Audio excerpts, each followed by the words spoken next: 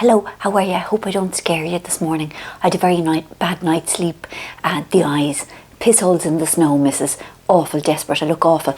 And it is a sad household this morning because many of you probably know the Watfords were bait by the Palaces yesterday in the Wembley in the semi-final in the Worthless Cup. Is it still called the Worthless Cup? No, it's the FA Cup. The FA Cup?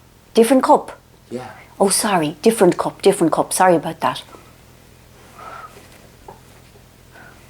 See, I pretend to take an interest. I thought I was doing a good job of it. And our lovely friend John Bond is a Palace supporter. Hold on, I just have to check something now. Do we hate John Bond now? We don't hate anyone, Marian. He's channeling my mother. This is really scary. Anyway, I'm very tired. I was awake for a lot of the night. But you know, that doesn't happen so much anymore. So it's all grand. Now, first, we will commence our vlog this morning with a linguistics lesson. Are you ready? I'm going to teach you how to summon somebody in Dublinese. So, like, normally we would say, could you please come here? Okay? But if you were a Dublin person, you would say, Mia. Okay? Now, on the count of three, we'll all say together, 1, 2, 3, Mia. Okay, now we're going to do it backwards sort of a way, okay, where we would do the summoning gesture as well. 1, 2, 3, Mia. And if you could hold that face also, it's very good. Anyway, so I'll make these irregular sort of things because it's all about the words, isn't it? It's all about the language and words. I love words. Anyway, so what can I tell you? Yeah, so he's sad. I'm sad, also in trouble because I got the cup wrong. He was away for the weekend, and the great plan was that I would work for the entire weekend. But then I heard about this site, well, I read about it in Style a couple of weeks ago, called Vestiaire Collective, where you sell your second-hand clothings and bags and shoes and stuff. And because I'm such a nutter, so I started with one pair of shoes, and suddenly I thought, I'll sell everything I own. So I spent the weekend, and you see, you do your own photographs and everything, and you upload it all yourself, and it's all terribly exciting. So I wasted hours and hours and hours and hours and hours doing that, and then I got very little work done, and then no sleep because I was thinking, will anybody buy my things?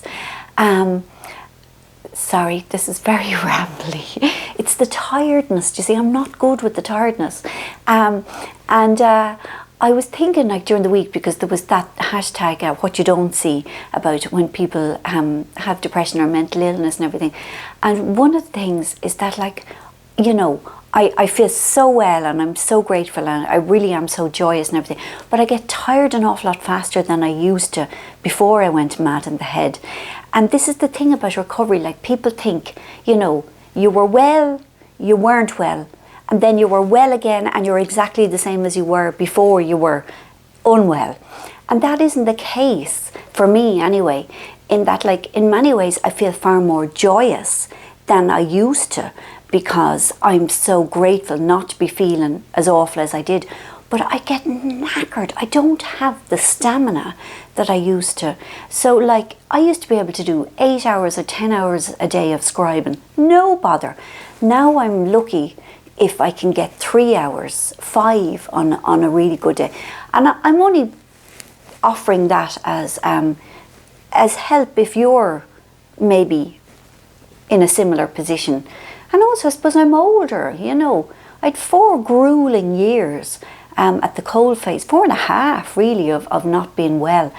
And so maybe just the simple fact that I'm older makes me less energetic, springy. Right, I've nice things to show you. Hold on there now, hold on.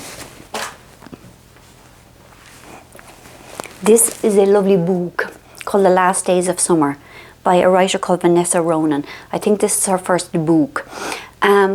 It's set in some state in the south of America, not the south of America, a southern state of the United States, a hot one.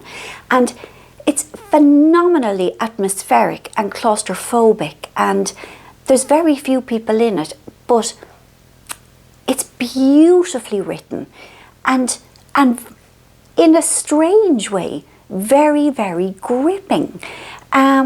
A man has come home from prison. You don't know exactly what he's done. He comes back to the community he's obviously done something terrible in.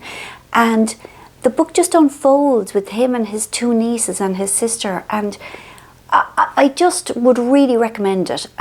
It's not out yet, and I'm sorry, I'm always recommending books that aren't out yet, but I'm in the lucky position of being sent books, and but it's out in May and it's April now, so there you are. And now I have another nice thing to show you. From them there Locketains. Sorry for the rustling. He gets cross with the rustling because then he has to edit it out.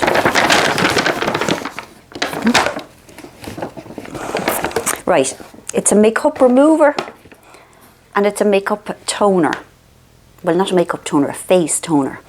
And it smells lovely, and I've only used it the once now, but the toner now has citric acid and another acid that I can't pronounce, but the citric acid is a skin brightener, and it is, like, it genuinely is, like, that isn't just guff. And I like L'Occitane because they smell nice and they make my face feel nice.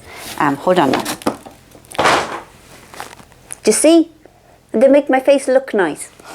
Anyway, I hope you have a nice week. Forgive me, it's the tiredness. Right, so I have to fill out my census form now, and then I have to go over to Dad.